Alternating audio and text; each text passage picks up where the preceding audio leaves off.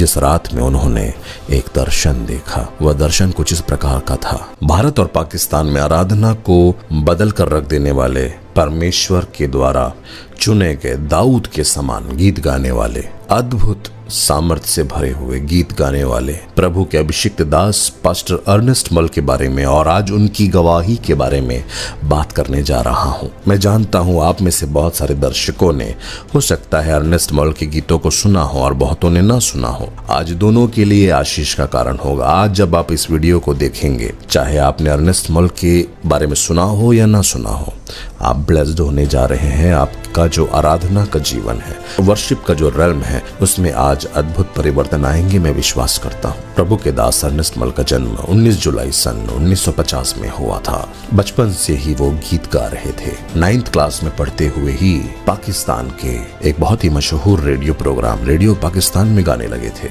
यानी कि उनका सिंगिंग फ्यूचर बहुत ब्राइट था। आखिर अब दुनिया क्या समझती है, दुनिया क्या सोचती है कि ब्राइट फ्यूचर क्या होता है।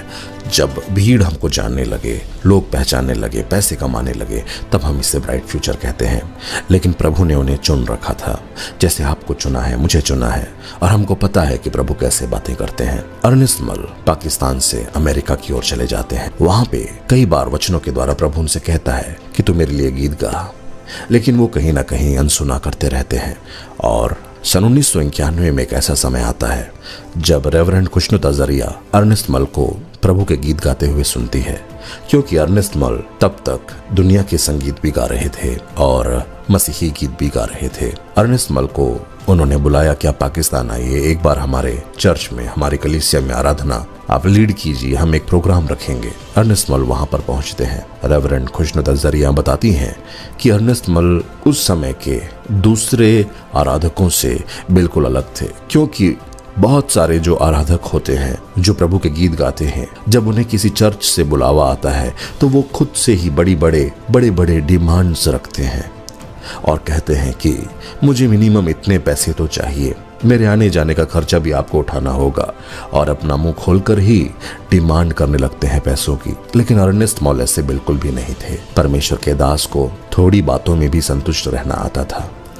रेवरेंड खुशनुत अज़रिया, जो उनके बहुत नज़दीक थीं और उन्हें अच्छे से जानती थीं, उनके सेवकाई के शुरुआती समय से उनके साथ रहीं, वो बताती हैं कि अर्नेस्ट मल बहुत ज़्यादा नम्र व्यक्ति थे। उन्होंने अपने ही खर्चे से पाकिस्तान आने का चुनाव किया और पाकिस्तान आकर जब उन्होंने गीत गाया तो अद्भुत काम हुए। उन्होंने जब गीत गाए तो लोगों के हृदय को छू गया। अब भी अर्नेस्ट मल तैयार नहीं थे पूरी तरह से अपने आप को समर्पित करने को, और 1992 में ही एक रात ऐसी हुई जिस रात में उन्होंने एक दर्शन देखा। वह दर्शन कुछ इस प्रकार का था। अर्नेस्ट मल अचानक ही रात के 1 बजे अपने आप को छत में पाते हैं, और जब वो नीचे देखते हैं तो देखते हैं कि वो अपने आप को सोया हुआ देख रहे हैं, यानी अपने ही शरीर को नीचे लेटा हुआ बिस्तर पर देख रहे हैं, और वो अपने आप से पूछ रहे हैं कि अगर वो मैं हूं तो यहाँ पर कौन है। जब उन्होंने अपने आप को नीचे देखा और फिर सोचने लगे कि आखिर ये क्या हो रहा है, तब ये हुआ, कुछ यूं हुआ कि उनके सामने उन्होंने देखा कि बहुत सारे जवान लड़के और लड़कियां खड़ी हैं, जिनकी आंखें सूजी हुई हैं। रो रो कर उनकी आंखें सूज गई हैं। उनकी आंखें लाल थीं और उनकी आंखें सूजी हुई थीं। जितने भी जवान लड़के लड़कियां खड़े थे, उन सब के पीछे से प्रभु यीशु मसीह से उठकर आते हैं। प्रभु अर्नेस्ट मल से कहते हैं, मेरे बेटे, तू आएगा, तू इनके लिए आएगा, तो कब आएगा। एक बार और उनको इस तरह का दर्शन मिलता है जिसमें प्रभु फिर से कहते हैं, तू आएगा, तो इनके लिए आएगा, तो कब आएगा, तो कब आएगा। और चूंकि अर्नेस्ट मल पाकिस्तान बिल्कुल भी नहीं जाना चाहते थे, पाकिस्तान में नहीं रहना चाहते थे, वो अमेरिका में ही रहना चाहते थे, और इस दर्शन के बाद सुबह सुबह प्रभु के दास उठते हैं तो वो वचन खोलकर पढ़ने लगते हैं। तब प्रभु की आवाज उनको सुनाई देती है और प्रभु उनसे कहते हैं, मैंने रात में तुझसे बातें की है बेटे। तो अर्नेस्ट मल कहते हैं, प्रभु मुझे तो याद नहीं आ रहा है वास्तव में कि उसका अर्थ क्या है। अर्नेस्ट मल जी को सब कुछ प्रभु स्मरण दिलाते हैं। एक एक्सरे फिल्म के जैसा सबका सब प्रभु उनके सामने रख देते हैं। और अर्नेस्ट मल कहते हैं कि अर्नेस्ट मल अपनी गवाही में बताते हैं कि उन्होंने प्रभु से कहा कि प्रभु मैं अमेरिका में ही रहना चाहता हूं, क्या आप मुझे अमेरिका में इस्तेमाल नहीं कर सकते। तो प्रभु कहते हैं कि जो हल पर हाथ रख के पीछे देखता है वो मेरे योग्य नहीं। अगर तू इनकार कर देगा तो मैं किसी और को बुलाऊंगा। यह बात सुनकर अर्नेस्ट मल अपने घुटनों में आ जाते हैं और कहते हैं, प्रभु मैं अपना जीवन तुझे देता हूँ। और उसके बाद जो कुछ भी हुआ वह तो जिंदा गवाही है, क्योंकि जब वो गीत गाने लगे समर्पित होकर, तब उनके गीतों को सुनकर बहुत सारे हजारों ने अपनी जिंदगी प्रभु यीशु मसीह को दे दी। और जो प्रभु यीशु मसीह के साथ चल रहे थे उन सबको भी एक बड़ा बल मिला। क्या आपने उस गीत को सुना है जिस गीत का नाम है, चले हो तुम खुदा के साथ, रास्ता सकरा है, खुदा का थामे रखना हाथ, रास्ता सकरा है। लहू जो यीशु के बदन से बहता है, तुझसे मुझसे कहता है, बहा मैं तेरी शिफा को, लकड़ी पे लटका नासरी, देने को जिंदगी। और ऐसे कितने ही गीत जो यीशु मसीह के लहू के बारे में, उनके प्रेम के बारे में है। प्रभु यीशु मसीह के साथ उनकी जो मुलाकात हुई, जिसके बाद उन्होंने अपना जीवन प्रभु को समर्पित कर दिया। प्रभु यीशु मसीह से ऐसे ही एक मुलाकात के बाद उन्होंने एक गीत लिखा, जिस गीत के बोल हैं, मैंने कहा आ मैं तुझको बताऊं, मैं तुझसे प्यार करता हूँ, बोले यीशु आपने जख्म दिखाऊं, मैं तुझ पे मरता हूँ, प्यार मेरा है जी। और जब अर्नेस्ट मल गीत गाने लगे तो बड़े बड़े चमत्कार और चंगाइयां होने लगी। दुष्ट आत्माएं लोगों को छोड़ छोड़कर भागने लगे। खुदावन ने छूना शुरू कर दिया है। मुझे शायद बहुत सी बीमारियों के नाम नहीं आते, लेकिन आपके सीने की जितनी बीमारी है, आपकी डाइजेस्शन की जितनी बीमारी है, आपकी सांस की जितनी बीमारी है, यीशु मसीह के नाम में जा रही है। क्यों? क्योंकि जब भी आप प्रभु यीशु मसीह की बुलाहट को हाँ कहते हैं और जब प्रभु के प्रति पूरा समर्पण करते हैं, उसके बाद पवित्र आत्मा की अद्भुत सामर्थ्य आप अपने जीवन में देख सकते हैं। ऐसा ही अर्नेस्ट मल के साथ भी हुआ। प्रभु के प्रति उन्होंने समर्पण कर दिया। उसके बाद जब भी उनके शोज होते थे तो बड़े बड़े हॉल्स, बड़े बड़े स्टेज 10-10 मिनट के अंदर ही भर जाते थे। तेज बारिश के दौरान भी लोग उन्हें भीगते भीगते सुना करते थे। ऐसी रूह की बारिश होती थी जब वह गीतों को गाया करते थे। रूह की जुम्बिश होती थी, प्रभु यीशु मसीह की सामर्थ्य प्रकट होती थी।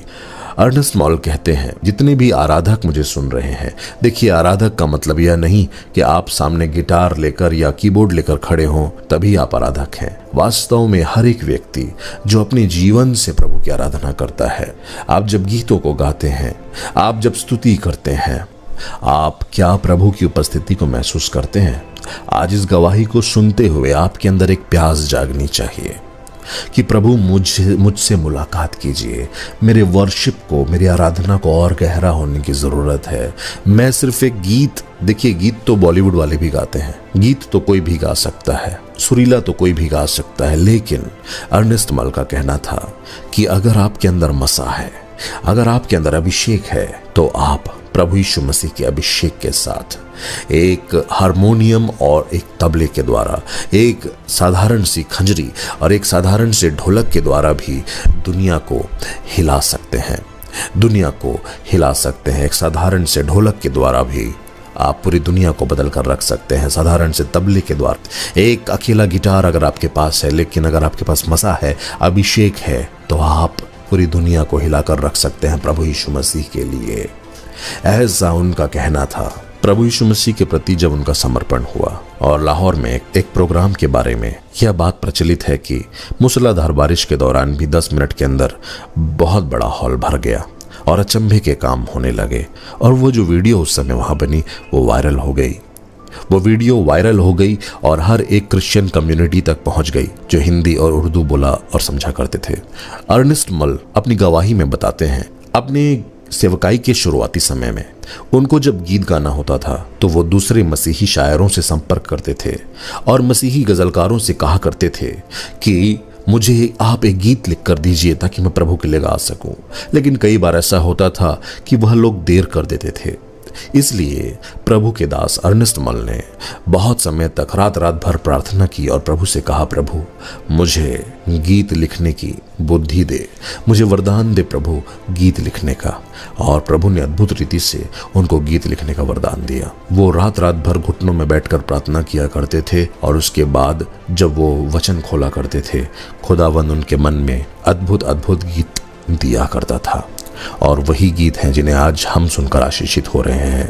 आप में से जितने लोग प्रभु यीशु मसीह के लिए गीत गाते हैं, जितने लोग प्रभु की सेवा करना चाहते हैं, जितने लोग अपने जीवन के द्वारा प्रभु की महिमा करना चाहते हैं, याद रखिए प्रार्थना बहुत ज़्यादा ज़रूरी है। घुटनों में प्रभु के साथ समय बिताइए और उसके बाद जो होगा उससे पूरी दुनिया हिल जाएगी। लकड़ी पे लटका नासरी देने को जिंदगी, यह गीत आपने सुना होगा।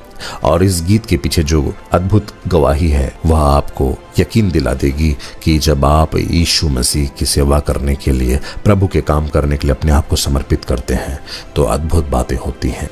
लकड़ी पे लटका नासरी देने को जिंदगी, यही लाइन अर्नेस्ट मल और सुभाष गिल गाते रहे। प्रभु के दास पास्टर सुभाष गिल जो अर्नेस्ट मल के साथ गाया करते थे, वो बताते हैं कि अर्नेस्ट मल लकड़ी पे लटका नासरी देने को जिंदगी, यही लाइन, इसी एक लाइन को कई घंटों तक गाते रहे और साथ में सुभाष गिल भी बैठे हुए थे। एक लाइन सुभाष गिल को प्रभु देता था और दूसरी लाइन अर्नेस्ट मल को देता था और इस तरह से ये गीत बनते गया। तो जितने भी गीत प्रभु के लोगों को बनाने चाहिए वो प्रार्थना के साथ बनाने चाहिए, जैसा कि परमेश्वर के दास अर्नेस्ट मल के जीवन के द्वारा हमें सीखने को मिलता है। अर्नेस्ट मल ने अपने 90% गीत खुद ही लिखे हुए थे। मॉर्निंग स्टार चर्च फिलाडेल्फिया में वो पासबान के तौर पर कार्यरत थे। उनके गीतों के द्वारा हजार लोगों ने प्रभु यीशु मसीह को अपना जीवन दिया। उनका जो आखिरी गीत था वह था रंग लिया मोहे रंग लिया। अर्नेस्ट मॉल की धर्मपत्नी का नाम एडविना मॉल और उनकी बेटी का नाम मोनिका मॉल है। प्रभु की सेवा करते करते प्रभु के दास 14 जुलाई सन 2008 में प्रभु यीशु मसीह में सो गए और उसके बाद आज भी जो हम गीत सुनते हैं परमेश्वर के दास अर्नेस्ट मल की, वह हम सबको प्रभु यीशु मसीह के और नज़दीक ले जाती हैं। अगर आपने आज तक अर्नेस्ट मल जी के गाए हुए गीतों को नहीं सुना है तो डिस्क्रिप्शन में मैं आपको YouTube का ही कुछ लिंक्स प्रोवाइड कर रहा हूं, आप उनको जाकर सुन सकते हैं। और अगर आपको MP3 फॉर्मेट्स में उनके गीत चाहिए तो मेरे टेलीग्राम चैनल को ज्वाइन कर लीजिए। टेलीग्राम चैनल में मैं आपको MP3 फॉर्मेट्स में उनके गीत प्रदान करने का पूरा प्रयास करूंगा।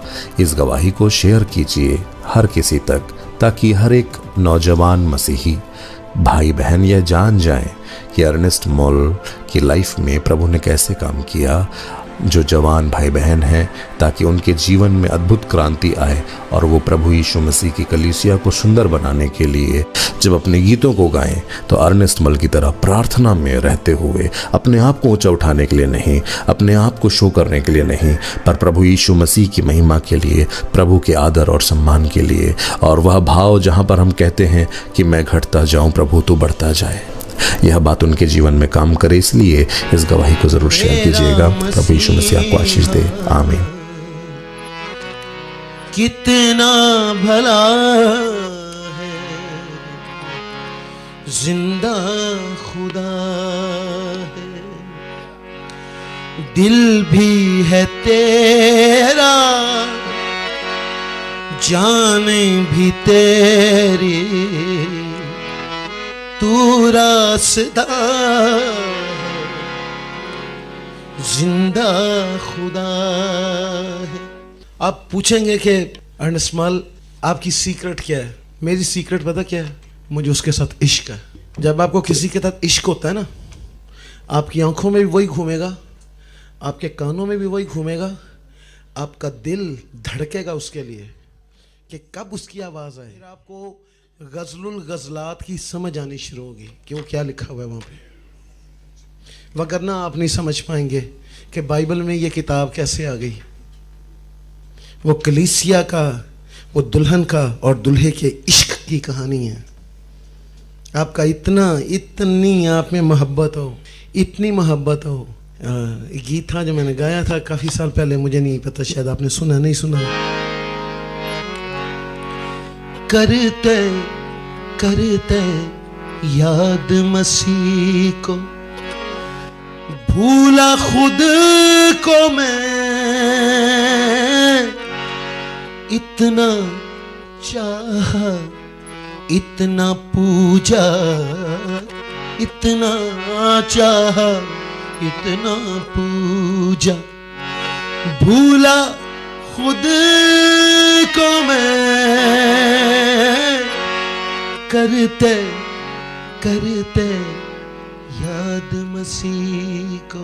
मैं उसको कभी इनकार नहीं करता। बहुत दफ़ा रात के पिछले पहरों में आहिस्ता से आके मैं सोया होता हूँ, कहेगा बेटा उठ, चल चलें थोड़ा वक्त गुजारें। एक ज़माना था मैं कहता होता था खुदावन जान दे, इश्क की स्टेजेस होती हैं, हाँ इसके भी स्टेजेस हैं। एक वो स्टेज आ जाती है जब आप कहते हैं मेरी नहीं तेरी मर्जी पूरी है। वो मर्जी जब आ जाएगी, जब वो स्टेज आ जाएगी, फिर आप दार पे भी खींचने के लिए तैयार हो जाएंगे। फिर आप अपनी ख्वाहिशों को, अपने जिस्म को उसकी रगबतों समेत सलीब पर खींच देंगे।